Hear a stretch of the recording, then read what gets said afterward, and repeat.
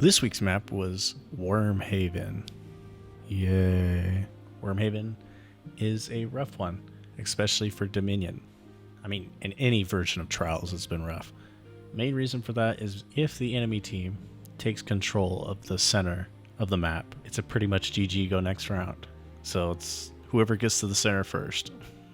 Doesn't die to grenades first. So what was the weapon this week? The weapon this week was the Messenger Adept, a returning weapon. This is a solid weapon. It gained some new perks, lost some old ones. Some bangers to look out for would be Rapid Hit Headseeker, Moving Target Headseeker, maybe Rapid Hit Encore, and for the PvEs, Perpetual Motion or Outlaw in the first column, and Kinetic Trimmers in the second column. That's all I could really recommend. So for this week, we saw some interesting stats, as you'll see on the screen. First off, the weekly player numbers drop it down. This is usual as the distance from the expansion continues. So the weeks are just going to get sweatier and sweatier as the player base drops. And I will say, if you played, you probably would have noticed that. Now, the main weapon types of this week, we see that pulse rifles are by far and above all other weapons used this week. By almost a mil, they beat out submachine guns and shotguns. And if you play this map, you probably would have felt it. And the reasoning for this is because it's very easy to lane on this map. You could sit and just watch angles. Somebody's got to make a move, and it's very easy to provide map control with pulse rifles on this map. And I think most of the submachine guns were just backup weapons or the people who like to rush a lot. You know, everybody was talking about most used subclasses and classes last week. Seems to be a little bit of a shift. Most used class was Hunters this week. Not far behind is Titans, of course. But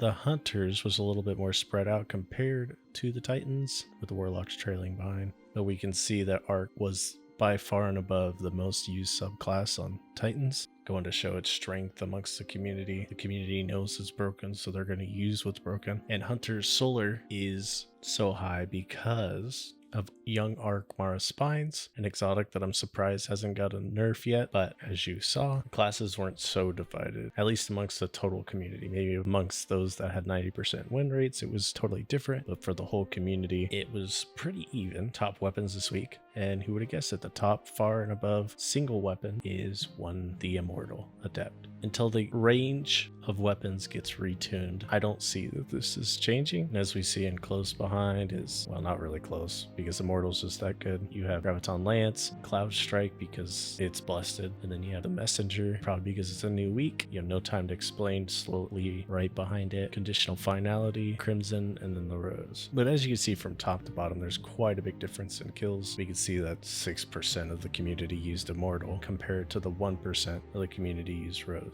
It's a rather large difference when the Immortal got 1.4 million kills and the Rose got 300,000 kills. And to end this video off, we'll just go over my thoughts of Trials as of recently with these fire team matchmaking changes. I'd say that it is pretty bad. Threes is literally unplayable. There's such a small player base that even in threes, you must sweat your heart out. Now, I'm not saying you shouldn't sweat in Trials, but if the whole idea of the fire team matchmaking was to make it more accessible, and this idea that if you get some losses, you could be put into the practice pool. I'm telling you now, whatever the practice pool is doesn't feel any different from the normal playlist, and I think that has to do with the low player count. Solos feels just about the same, and the reason I say that is, I don't know if it's just me, but it always seems like my teammates are just throwing the games, win trading, I don't know what they're doing, and the enemy team is just cracked out of their minds. I don't know if it's deliberate, but I wouldn't say that I'm the best Trials player to ever live, maybe slightly above average, and a lot of games just feel super unwinnable, that it's not even close to being balanced, even though I think that was the idea of